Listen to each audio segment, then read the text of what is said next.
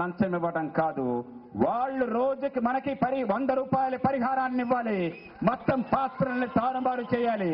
Vote వేసే మనం ప్రభువులం కావాలి, పని చేసే ప్రభుత్వం మన సేవ కోసం ఉండాలి.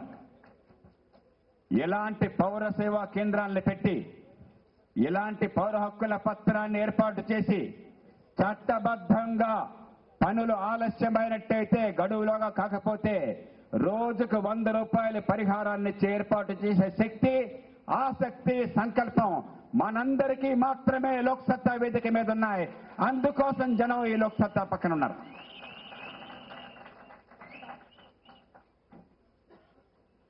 ఈవేళ ఈ దేశ రాజకీయం ఒక తీవ్ర సంక్షోభంలో ఉన్నది. మన పన్నుల డబ్బు లక్షల కోట్ల రూపాయలు ఢిల్లీకో హైదరాబాద్కో ఇస్తున్నాం. ఆర్థిక మాంద్యం ఉన్న హైదరాబాద్ నగరమే ఏటా 3,500 కోట్లు ఖర్చు పెడుతుందంటే రోజుకి 10 కోట్ల రూపాయలు ప్రభుత్వం నుంచి అదనంగా నేను కోరకుండానే 3,500 కోట్ల రూపాయలు హైదరాబాద్ నగరం ప్రతి సంవత్సరం పెట్టే ఖర్చు.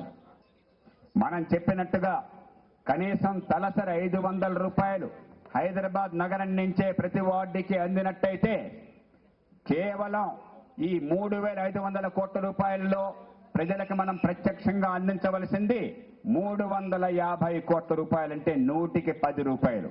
మిగతా 90 రూపాయలు మీరు సివరేజ్ బాగు చేయడానికి, నగరం మొత్తంలో మంచినీళ్లు బాగు చేయడానికి, పెద్ద రోడ్లు వేయడానికి, పెద్ద పథకాలకి మీరు ఖర్చు పెట్టండి, సంతోషం. 100కి 10 రూపాయలు కూడా మేము కట్టిన పన్నుల్లో వాటాగా మా వార్డుకి మాకు ఇవ్వరా?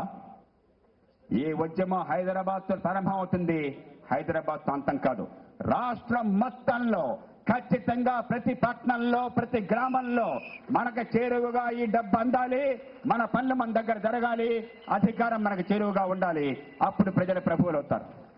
అందుకోసం లోక్సత్తా ఈ పోరాటాన్ని చేపట్టింది. వాళ్ళందరికీ పాపం పీడకలలు వస్తున్నాయి. నిరంతరం వాళ్ళ గుర్తుకొచ్చేది లోక్సత్తా లోక్సత్తా. మనమంతా లోక్సత్తా జపం అంతగా చేయడంలా మనం జనం జపం చేస్తున్నాం, జనం జీవితం జపం చేస్తున్నాం. మంచినీళ్ల సంగతి ఏమిటా, డ్రైనేజ్ సంగతి ఏమిటా, పిల్లలకి స్కూళ్లలో కాలేజీల్లో చదువులు ఎట్లాగా, ఆరోగ్యం ఎట్లా అందుతుందా, అవినీతి లేకుండా పాలన ఎట్లాగా అని ఆలోచిస్తున్నాం. ఈవేళ నేను లోక్సత్తా ఆఫీసులో కొన్ని కాగితాలు చదువుతున్నాను. అవేమిటి అంటే, ఢిల్లీలో ఇటీవలనే పార్లమెంటులో విద్య కోసం, సెకండరీ విద్య కోసం ఒక చట్టాన్ని చేశారు. ఆ చట్టంలో డిబేట్లు నేను చదువుతూ ఉన్నాను. మన పార్లమెంట్లో సభ్యులు ఏం చెప్పారు ఈ చట్టం చేస్తున్నప్పుడు నేను చదువుతుంటే మన వాళ్ళు వెంటనే ఒక వార్త మోసుకొచ్చారు. ఏమండో మీకు సంగతి తెలుసా, లోక్సత్తా మీద భలే విరుచుకుపడ్డారట ఒక పార్టీ వాళ్ళు అని చెప్పని. మనమేమో ప్రజల విద్య జపం చేస్తున్నాం, ఆరోగ్యం జపం చేస్తున్నాం, మౌలిక సదుపాయాల జపం చేస్తున్నాం, మంచినీళ్ళు తాగితే మరణశిక్ష ఉండకూడదు అనుకుంటున్నాం, రోడ్ల మీదకి వెళ్తే మ్యాన్ హోల్ కవర్స్ లేక వరదొచ్చి మునిగిపోకూడదు అనుకుంటున్నాం. వాళ్ళేమో లోక్సత్తా లోక్సత్తా లోక్సత్తా అని జపం చేస్తున్నారు. ధన్యవాదాలు వారందరికీ. అనుక్షణం లోక్సత్తాని ప్రజలకు గుర్తు చేస్తున్నారు.